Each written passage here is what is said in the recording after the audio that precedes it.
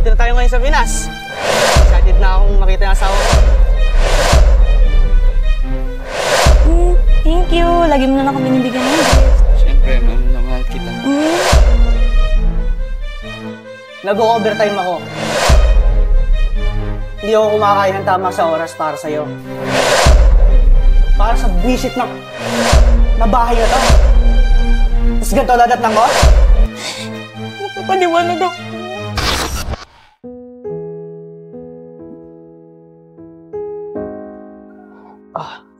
So paano pre? Nandito na tayo ngayon sa Pinas. Excited na akong makita yung asawa ko. May surprise eh. Hindi niya alam na pupunta ako ngayon. Kaya nga pre, napakangam ako. Sigurado, matutuwa ang asawa mo. Biruin mo, napakagandang bahay ang binigay mo sa kanya. Tapos may negosyo ba kayo? Tapos, yung sakripisyong ginawa mo sa abroad sa loob ng 5 taon, hindi ko kaya yun, pre. Biruin mo, nagawa mo doon ng OT, tipid sa pagkain, pagpapuyat, para lang maibigay sa asawa mo lahat ng gusto niya at lahat ng pangarap niya sa buhay. Ako, wala man lang ako naipon. Nandiyan ang bisyo.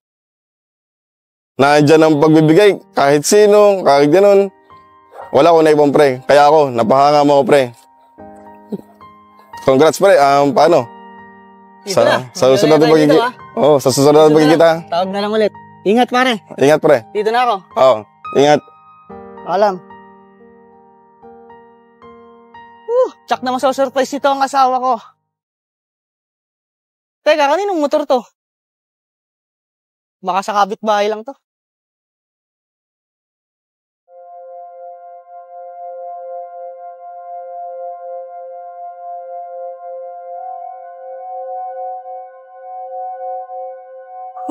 Thank you. Lagi mo na lang kami binibigyan ng gift. Siyempre, ma'am, na mahal kita. Sweet mo talaga. Alam mo talaga ang mga favorite ko. No? Dahil dyan, nilibre na lang kita mamaya. Saan mo gustong kumain? Sa SM na lang. Sige. Ano ba mga gusto mong kainin? Kahit saan lang, Jollibee. Para bida ang saya. Kahit Jollibee lang? Ayos ah. Ano nangyari dito?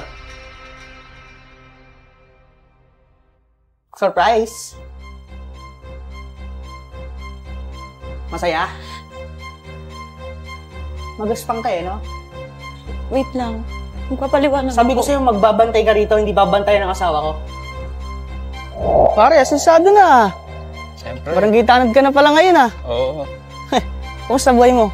Ayos naman, pre. Ako, eto. Nangingong bansa na ako. Nakikita mo to? Alam, pre. Yan. Ito? Oo. Nalala mo si Casey? Naalala ko siya. Yun ang asawa ko ngayon. Oo. Ngayon, dahil nag-best friend naman tayo, simula magkabata, magkasama na tayo. Dito, dyan mismo. Tatayo ko yung malaking bahay na pangarap ng asawa ko. Oo. Napakaganda nga ang lupa nito. Na mahal ko kasi yun, sobra. Napakabait nun. Lahat ng problema kailangan maintindihan niya. Naiintindihan naman niya. Hindi na kailangan panturuan. Kaya ganun kamahal. Yung mga pangarap namin, bahay, swimming pool, dyan, oh. Napakaganda. Napakadami yung talagang pangarap, pre. So, sa mga kaibigan, ikaw lang yung talagang nakikitaan ko ng potensyal at napakadami mong pangarap. Sana matupad mo lahat yun, pre. Salamat, pare. Pero ito, pakiusap ko sa'yo, pare, ha. Pag alis ko, mga ilang buwan, papatayuan ko to ng bahay. Ikaw na magbantay, ha. Oo, babantay. Aligid-aligida mo, siyempre, doon yung asawa ko, eh. Oo, para safe din siya. Mahal na mahal ko yan, kid. Ikaw naman, mamaya sabihin ka, sipir mo muna yung bibig mo, kasampaling kita, eh. Nagtrabaho ako doon. Nag-overtime ako. Hindi ako kumakain ng tama sa oras para sa'yo. Para sa visit na bahay na to. Tapos ganito dadatnan ko? Magpapaliwanag ako. Huwag kang iimik, ha? Sapakin kita. Ano gusto mong mangyari ngayon? Iiyak ka? 4.2 million house! Iyak kang kapalit?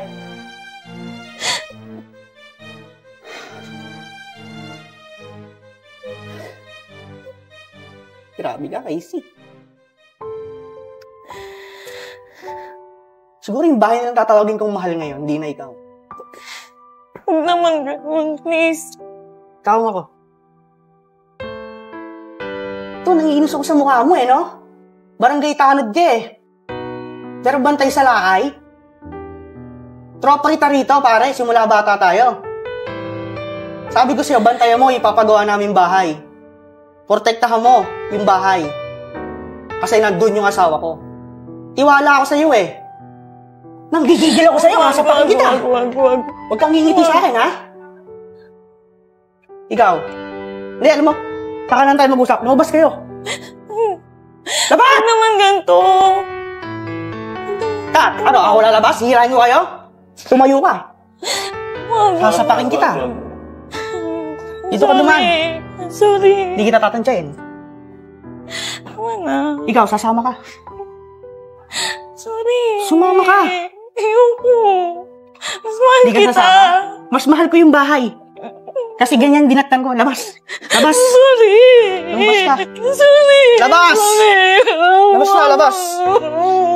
Hindi ko kailangan magmakawa. Lumabas ka. Sorry. Mahal. Magpapaliwanag ako. Grabe. Mahal.